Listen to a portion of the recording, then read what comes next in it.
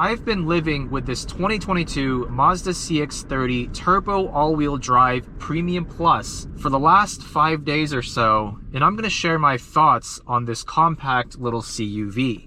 Now, I'm actually very excited to be reviewing the CX-30, as a few months ago I reviewed the CX-50 Turbo All-Wheel Drive and was thoroughly impressed by that larger class of Mazda CUV. In fact, I would easily pick that car over the CX-5 any day of the week. It was immediately apparent when I got in this car for the first time that it shares a lot of design elements with the CX-50 rather than the CX-5. At this point, I really think the CX-5 almost feels like prior gen Mazda design language, if that makes sense. So being a fully loaded turbo all-wheel drive Premium Plus model, this car with destination comes in at just under $36,000 here in the US. This particular car is finished with a platinum quartz metallic paint job, which I think looks really spot on. It gives it a more premium look. And similarly with the interior, we have a white and brown leather spec. Super classy, although being a dog owner now, I'm not sure this would quite fit my needs with the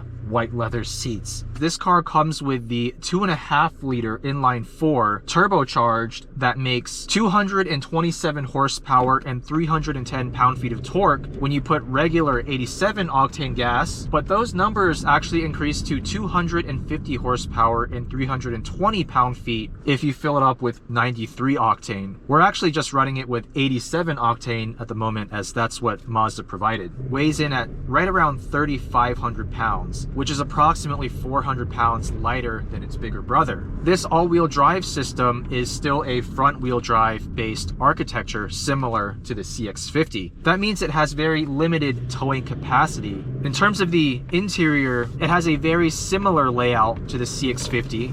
The main infotainment display has a very similar look and feel to it. It's over an inch smaller in diameter compared to the fully loaded CX-50, and it's also quite recessed. It's not a touchscreen at all, actually, in this car. Whereas the CX-50's 10.25-inch display can be used as a touchscreen when you're stopped, and you can also use it as a touchscreen while you're using Android Auto or Apple CarPlay. So the CX-30 still uses this rotary dial, which I think, having spent a little bit more time with this system, it actually works fairly well. This also has what I like to refer to as this cliff of climate control buttons. With the Premium Plus package, you do get dual zone front climate control, 3-stage heated seats, a heated steering wheel, rear seat air vents, Mazda's full suite of driving aids, and the CX-30 also has one of my favorite features of the CX-50, which is the super pleasant turn signal sound. A very minor detail, but it's these little places where they spent a little extra attention to detail that make the CX-30 and CX-50 just feel like a small cut above the CX-5 to me. We still have this triple circular gauge cluster on the dash, where the gauges to the left and right of center are analog, while the center gauge is actually digital. But the way they've designed it with the black levels and the contrast make it look very cohesive. So overall, exterior and interior design are huge pluses in the CX-30's favor. Another thing I love about the CX-30 is the fact that it has excellent driving dynamics for this class of CUV. It has an electric power steering rack, which typically equates to numb, overly light steering, but the CX-30 steering rack is tuned to actually have quite a bit of heft to it. I can almost see some potential buyers being turned off by just how much heft there is to the steering rack. And there's actually some genuine feedback coming through the steering wheel. Going over some of these reflective markers on the road, I can actually feel what the front tires are doing. I can feel the little bumps. It's actually a very impressive aspect of this car's driving dynamics, and something I would expect more in a Porsche Macan.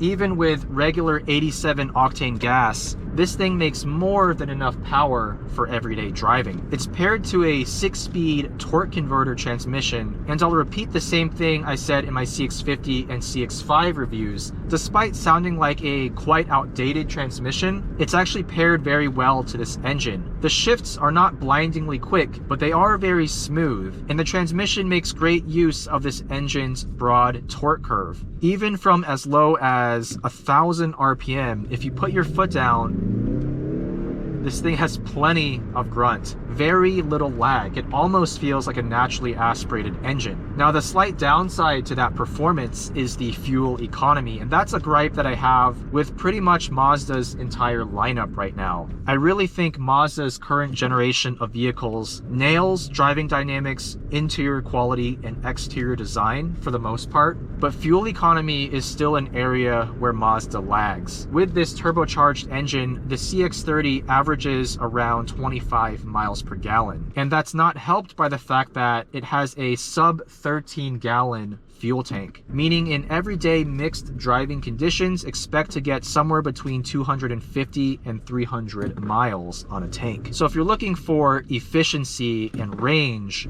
the CX-30 Turbo might not be your best choice. But if fuel economy is not your main concern, the CX-30 really does shine just about everywhere else.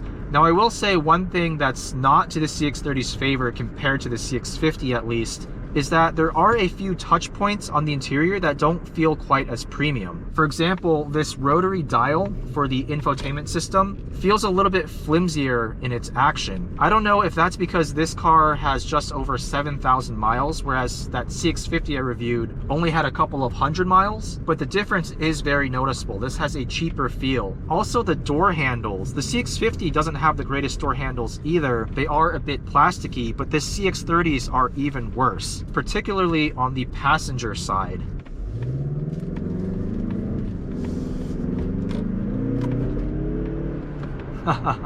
I love the punch of this turbo engine. Now, like I mentioned, this comes with Mazda's full suite of driving aids, which includes both a rear view camera and a 360-degree camera, rear blind spot monitoring and cross-traffic alert, adaptive cruise control, a heads-up display, and this car does have lane keep assist.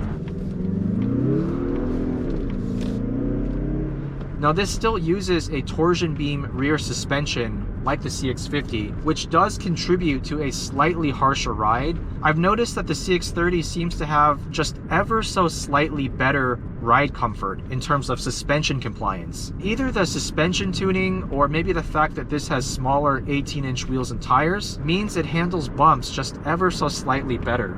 NVH levels inside the cabin, I would say, are very similar, certainly quiet and comfortable enough for everyday driving. Another downside to the CX-30 is actually a byproduct of its sharp exterior design. Because the rear half of this car is more curvaceous and sloped, that does come at the cost of both rear seat comfort in terms of legroom and headroom, as well as trunk capacity. With the rear seats up, the trunk of this car is pretty small. Of course, you can fold the rear seats down, but I would say if you're looking for utility and rear seat comfort, I think the extra $8,000 or so are well worth it for the fully loaded CX-50. All in all, the CX-30 really does feel like a baby CX-50. At just under $36,000 with destination, fully loaded, I really think the CX-30 is well worth consideration if you're in this market for a subcompact CUV. This car looks and feels a lot more upscale than its price tag would suggest. It's almost like a budget, more compact Porsche Macan in a lot of ways. But I will say one thing.